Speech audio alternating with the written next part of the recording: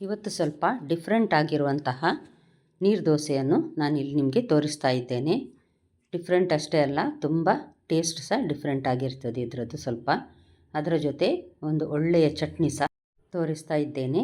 ನಮಸ್ತೆ friends, good food land ಚಾನಲ್ಗೆ ನಿಮಗೆಲ್ರಿಗೂ ಆತ್ಮೀಯ ಸ್ವಾಗತ. ನೀವಿನ್ನೂ ನನ್ನ ಚಾನಲ್ ಗುಡ್ ಫುಡ್ ಲ್ಯಾಂಡನ್ನು ಸಬ್ಸ್ಕ್ರೈಬ್ ಮಾಡಿಲ್ಲ ಅಂದರೆ ದಯವಿಟ್ಟು ಸಬ್ಸ್ಕ್ರೈಬ್ ಮಾಡಿ, ಲೈಕ್ ಬಟನನ್ನು ಪ್ರೆಸ್ ಮಾಡಿ ಮತ್ತು ಫ್ಯಾಮಿಲಿ ಫ್ರೆಂಡ್ಸ್ಗೆ ಶೇರ್ ಮಾಡೋದನ್ನು ಖಂಡಿತ ಮರಿಬೇಡಿ. ಸರಿ, ಹಾಗಾದರೆ ಹೇಗೆ ಮಾಡೋದೆಂದು ನೋಡುವ. 2 ಗ್ಲಾಸ್ ಬೆಳ್ತಿಗೆ ಅಕ್ಕಿ, ಯಾವುದೇ ರೇಷನ್ ಅಕ್ಕಿ ಸಹ ಆಗ್ತದೆ. ಇದನ್ನು ನಾನು ಒಂದು 4 ಗಂಟೆ ನೆನೆ ಹಾಕಿದ್ದೇನೆ. ಚೆನ್ನಾಗಿ ತೊಳೆದು ನೆನೆ ಹಾಕಿದ್ದೇನೆ. ಇದರಲ್ಲೊಂದು 4 ಟೇಬಲ್ ಸ್ಪೂನ್ನಷ್ಟು ತೆಳು ಅವಲಕ್ಕಿಯನ್ನು ತೊಳೆದು ನೋಡಿ ಈಗ ಮಿಕ್ಸಿ ಜಾರಿಗೆ ಹಾಕ್ತಾ ಇದ್ದೇನೆ. ಈಗ ನಾವು ರುಬ್ಬಲಿಕ್ಕೆ ಏನೇನು ಹಾಕಲಿಕ್ಕೆ ಉಂಟು ಅಂತ ನೋಡುವ. ಅವಲಕ್ಕಿ ಹಾಕಿದ್ದೇನೆ. ಈಗ ಅರ್ಧದಷ್ಟು ಅಕ್ಕಿಯನ್ನು ಈಗ ನಾನಿಲ್ಲಿ ಹಾಕ್ತಾ ಇದ್ದೇನೆ.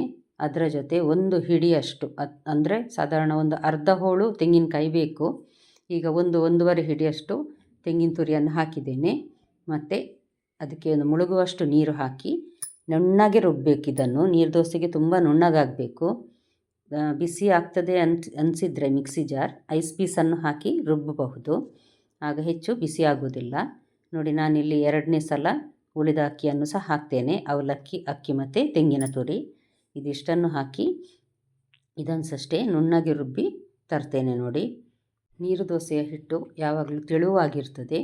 ನೋಡಿ, ರುಚಿಗೆ ಉಪ್ಪು ಹಾಕಿದ್ದೇನೆ. ಇದು ಸಹ ಅಷ್ಟೇ ಒಂದು ಮುಳುಗುವಷ್ಟು ನೀರು ಹಾಕಿ ನಾನಿದನ್ನು ನುಣ್ಣಗೆ ರುಬ್ಬಿ ತರ್ತಾ ಇದ್ದೇನೆ. ಇದು ನೋಡಿ, ಈಗ ಚಟ್ನಿಗೆ ನಾನು ರೆಡಿ ಮಾಡ್ತಾ ಇದ್ದೇನೆ. ಅಷ್ಟೊತ್ತಿಗೆ ಒಂದೂವರೆ ಕಪ್ಪಿನಷ್ಟು ಫ್ರೆಶ್ ತೆಂಗಿನ ತುರಿದು, ಇದಕ್ಕೆ ಒಂದು ದೊಡ್ಡ ತುಂಡು ಶುಂಠಿ ಮತ್ತು ಖಾರಕ್ಕೆ ನೋಡಿ ಕಾಯಿ ಮೆಣಸು ಹಾಕ್ಕೊಳ್ಬಹುದು. ಇದು ಖಾರ ಇರೋದ್ರಿಂದ ಈ ಮೆಣಸು ಒಂದೇ ಹಾಕಿದ್ದೇನೆ ನಾನು. ರುಚಿಗೆ ತಕ್ಕಷ್ಟು ಉಪ್ಪು, ಮತ್ತೊಂದು ಸ್ವಲ್ಪ ಹುಳಿ, ಸಣ್ಣ ತುಂಡು ಅಂದರೆ ಒಂದು ಸಣ್ಣ ಈರುಳ್ಳಿಯ 1/4 ಭಾಗದಷ್ಟನ್ನು ನಾನು ಇದಕ್ಕೆ ಹಾಕ್ತಾ ಇದ್ದೇನೆ. ಒಳ್ಳೆ ಟೇಸ್ಟ್ ಕೊಡ್ತದೆ ಇದು ಹಾಕಿದರೆ.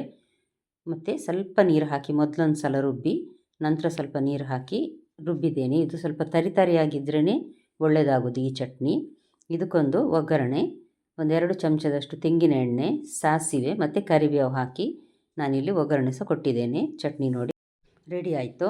ಈಗ ಮಿಕ್ಸಿಯಲ್ಲಿ ಸಹ ನುಣ್ಣಗಾಗಿದೆ. ಇದನ್ಸದೆ ಅದೇ ಪಾತ್ರೆಗೆ ಹಾಕಿ ಮಿಕ್ಸ್ ಮಾಡ್ತೇನೆ. ಇದಕ್ಕೆ ನಾನು ಸಾಧಾರಣ 1-2 ಲೋಟದಷ್ಟು ನೀರನ್ನು ಸಹ ಹಾಕ್ತೇನೆ. ನಂತರ ತೆಳು ದಪ್ಪ ನೋಡಿ ನಾವು ನೀರು ಹಾಕ್ಕೊಳ್ಬಹುದು. ಸೌಟಲ್ಲಿ ಈ ರೀತಿ ನೋಡಿ ತೆಗೆದು ನೋಡುವಾಗ ಎಲ್ಲ ಹಿಟ್ಟು ಸೌಟಿಂದ ಜಾರಿ ಕೆಳಗೆ ಬೀಳಬೇಕು, ಅಷ್ಟು ತೆಳು. ಬಟರ್ ಮಿಲ್ಕ್ ಇರ್ತದೆ ನೋಡಿ, ಆ ರೀತಿ ನೋಡಿ ಅಷ್ಟು ತೆಳುವಾಗಿದೆ. ಇದಕ್ಕೆ ನಾನೀಗ ಸ್ವಲ್ಪ ಡಿಫ್ರೆಂಟ್ ಟೇಸ್ಟ್ ಬರಲಿ ಅಂತ 1 ಟೇಬಲ್ ಸ್ಪೂನ್ನಷ್ಟು ಚಿಲ್ಲಿ ಫ್ಲೇಕ್ಸ್, ಮತ್ತೊಂದು 2 ಟೇಬಲ್ ಸ್ಪೂನ್ನಷ್ಟು ಸಣ್ಣಗೆ ಕಟ್ ಮಾಡಿದ ಕೊತ್ತಂಬರಿ ಸೊಪ್ಪನ್ನು ಹಾಕ್ತೇನೆ.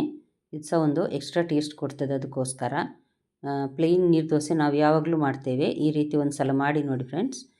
ನೋಡಿ, ಈ ರೀತಿ ನೀರು ದೋಸೆಯನ್ನು ತೆಳುವಾಗಿ ಹಾಕಬೇಕು. ಅಥವಾ ಒಂದು ಸೈಡಲ್ಲಿ ಹಾಕಿ ಈ ರೀತಿ ಕಾವಲಿಯನ್ನು ತಿರುಗಿಸಿದರೆ ಸುಲಭದಲ್ಲಿ ದೋಸೆ ಹರಡ್ತದೆ ಹಿಟ್ಟು. ಹಾಗಾಗಿ ಹೆಚ್ಚು ಕಷ್ಟ ಅಂತ ಆಗೋದಿಲ್ಲ. ಇಲ್ಲಾಂದರೆ ನೀರು ದೋಸೆ ಹಾಕೋದಂದರೆ ಸ್ವಲ್ಪ ಕಷ್ಟ ಅಂತಲೇ ನಾನೀಗ ಮಾಡಿ ತೋರಿಸಿದ ಚಟ್ನಿಯೊಂದಿಗೆ ತುಂಬ ಒಳ್ಳೆಯದಾಗ್ತದೆ ತಿನ್ನಲಿಕ್ಕೆ.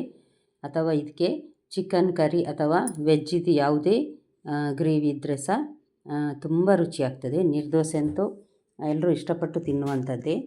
ಖಂಡಿತ ನಿಮಗೆ ಇವತ್ತಿನ ರೆಸಿಪಿ ಇಷ್ಟ ಆಗಿರ್ಬೋದು ಫ್ರೆಂಡ್ಸ್. ನಾಳೆ ಇನ್ನೊಂದು ಹೊಸ ರೆಸಿಪಿಯೊಂದಿಗೆ ನಿಮ್ಮನ್ನು ಮತ್ತೆ ಭೇಟಿ ಆಗ್ತೇನೆ.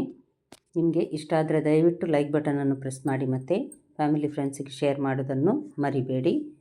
ನಾಳೆ ಇನ್ನೊಂದು ಹೊಸ ರೆಸಿಪಿಯೊಂದಿಗೆ ನಿಮ್ಮನ್ನು ಮತ್ತೆ ಭೇಟಿ ಆಗ್ತೇನೆ. ನೋಡಿದ ಎಲ್ಲ ವೀಕ್ಷಕರಿಗೆ ಧನ್ಯವಾದ.